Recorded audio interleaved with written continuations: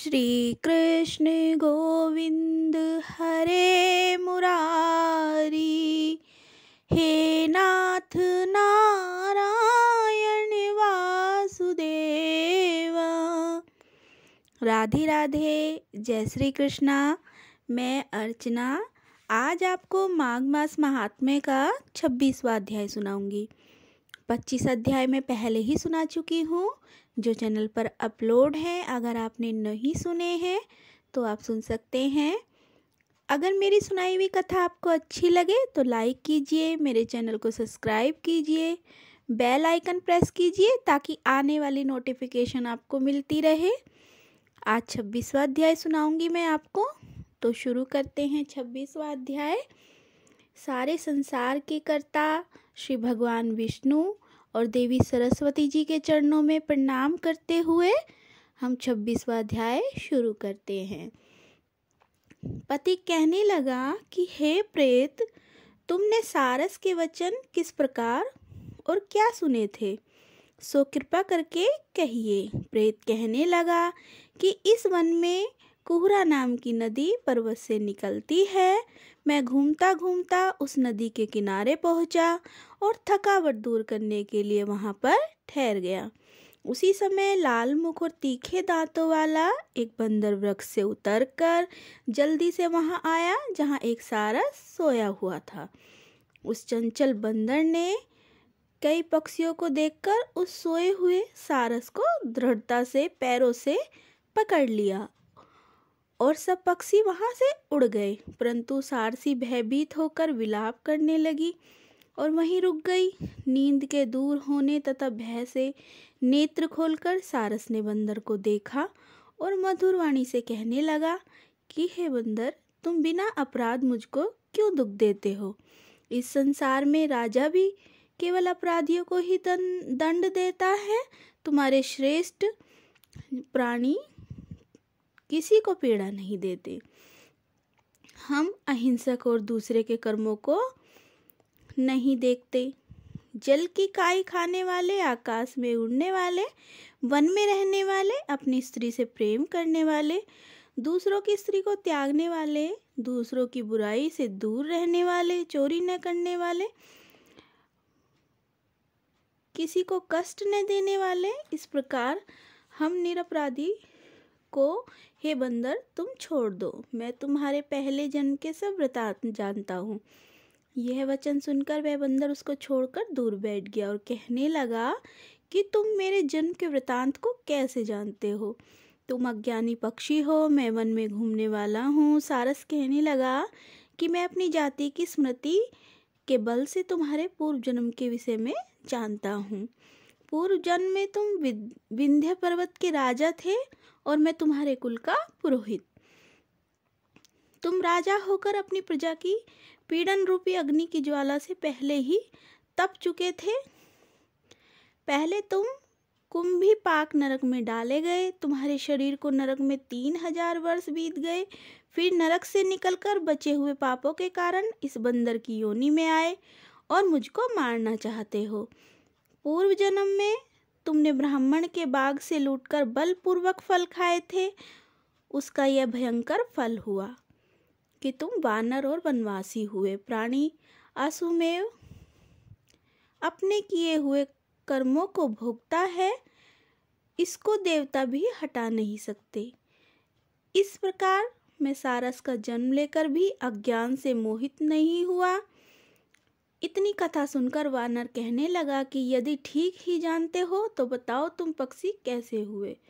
सारस कहने लगा, मेरी दुर्गति का कारण भी सुनो। तुमने नर्मदा नदी के किनारे सूर्य ग्रहण के समय बहुत से ब्राह्मणों के लिए निमित्त 100 ढेर अन्न के दान किए थे। मैंने पुरोहिताई के मद से थोड़ा सा ब्राह्मणों को दिया और बाकी सब मैं आप ही ले गया। इन ब्राह्मणों के द्रव्य का अपहरण करने के पाप से मैं पहले काकल सूत्र नरक में कीड़े, फिर रक्त नरक में जहाँ पर बड़े बड़े कीड़े थे और रक्त तथा पीस से भरा हुआ नाभि तक नीचे सिर और ऊपर पैर किए हुए है, पीप चाटता हुआ उस दुर्गंध वाले नरक में कीड़ों आदि से काटा जाकर 3000 वर्ष तक उस यातना को भोगता रहा। मैं नरक के दुख का वर्णन नहीं कर सकता। फिर नरक की यातना से मुक्त होकर यह सारस जन्म पाया, क्योंकि पूर्व जन्म में अपनी बहन के घर से कांसे का बर्तन चुराया था। इसको मैंने एक जुआरी को दिया, इसी से मैं सारस योनि में आया। यह मेरी स्त्री सारसा हुई। यह सब मैंने तुमसे कर्म फल कहा। अब भविष्य की बात भी सुनो। अब मैं, तुम और यह मेरी स्त्री भी हंस होंगे और काम रूप देश में सुख से निवास करेंगे। फिर इसके पश्चात गो योनि में, फिर जाकर दुर्लभ मनुष्य योनि को प्राप्त होंगे। इसमें मनुष्य पाप और पुण्य दोनों ही कर सकता है। इस प्रकार शिव की माया से यह सारा मोह को प्राप्त होता है। न केवल हम ही, परंतु इस संसार के सभी जीव प्रवृत्ति मार्ग में फंसकर अच्छे और बुरे कर्म करते और उनका फल भोगते हैं। इसलिए सब प्राणियों को धर्म का सेवन करना चाहिए।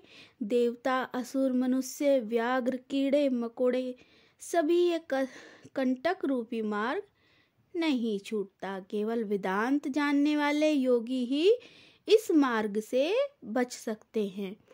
इसी कारण बड़े बड़े महात्मा भी कर्म फल को टाल नहीं सकते। उपाय से तथा बुद्धि से कोई भी इसको नहीं बदल सकता। तुम पहले राजा थे, फिर नरक में गए, अब बंदर की योनि में वन वन फिरते हो और फिर भी ऐसा ही जन्म पाओगे। ऐसा विचार कर आनंद पूर्वक और धैर्य धरकर विचरते हुए काल की प्रतीक्षा करो। तब वानर ने कहा कि पहले जन्म में मैं तुम्हारी पूजा करता था, अब तुम मुझको प्रणाम करते हो। तुम जाति के स्मरण से मेरे पूर्व जन्म के वृतांत को जानते हो, सो आनंद पूर्वक रहो, तुम्हारा कल्याण हो। तुम्हारे वचनों को सुनकर मैं मोह रहित होकर मैंने नदी के तट पर बंदर और सारस का संवाद सुना। तब मुझको बोध हुआ और मोह तथा शोक का नाश हुआ। इस प्रकार से आज 26वां अध्याय पूर्ण हुआ है। कल हम 27वां अध्याय सुनाएंगे और आपको रोज सुनना है, क्योंकि मैंने पूरे अध्याय आपको रोज सुना रही हूँ। आपको सिर्फ सुनना है। माघ मास को बहुत ही पवित्र माह माना गया है। हिंदू धर्म में माघ मास का एक अलग महत्व है इस माह का। तो हमें इसमें स्नान, दान और कथा हमें जरूर करनी चाहिए। अगर हम सूर्योदय से पहले स्नान नहीं कर सकते हैं तो कोई बात नहीं है, लेकिन हमें पूजा पाठ अपनी कथा जरूर सुननी है। और समय के अभाव में अगर हम सुबह नहीं सुन सकते हैं कथा, तो जब भी आपको समय मिले आप तब सुन लीजिए, लेकिन कथा पूरी सुनिए। हमें पूरी कथा का ही फल मिलता है। हम बचपन से सुनते आए हैं, जो सुना है वही मैं आपको बता रही हूँ। कोई भी कथा है हमें अधूरी नहीं छोड़नी है, हमें कथा पूरी सुननी है। तो इसलिए अगर आपने कोई अध्याय नहीं सुना है तो आप जाकर सुन लीजिए चैनल पर, लेकिन कथा सुनिए। और वैसे तो माघ मास में बोला जाता है कि गंगा स्नान करना चाहिए, लेकिन ऐसा नहीं हो सकता है कि हर कोई रोज़ गंगा स्नान करे। तो आपको क्या करना है, अपने नहाने के सादे जल में गंगा जल मिलाइए और स्नान कीजिए। और गंगा जल आपको बाद में नहीं मिलाना है, पहले आप गंगा जल डालिए, उसके बाद आप सादा जल डाल लीजिए, उसके बाद स्नान कीजिए, तो आपको उतना ही फल मिलेगा। और जितना हम कर सकते हैं उतना दान पुण्य भी कीजिए।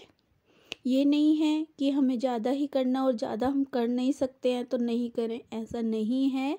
अपनी सामर्थ्य के अनुसार आपको दान पुण्य करना है। जितना हम कर सकते हैं उतना ज़रूर कीजिए, पूजा पाठ कीजिए।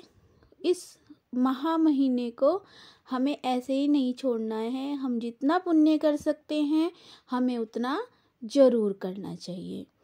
और अब सिर्फ 2 अध्याय बचे हैं, 27वां और 28वां अध्याय। तो इसको भी आपको ज़रूर सुनना है, बीच में नहीं छोड़ते हैं। और रोज़ अध्याय में कुछ ना कुछ हमें सीख मिलती है, हमें ज़रूर सुननी है और कल मैं आपको 27वां अध्याय सुनाऊंगी। इसी के साथ धन्यवाद।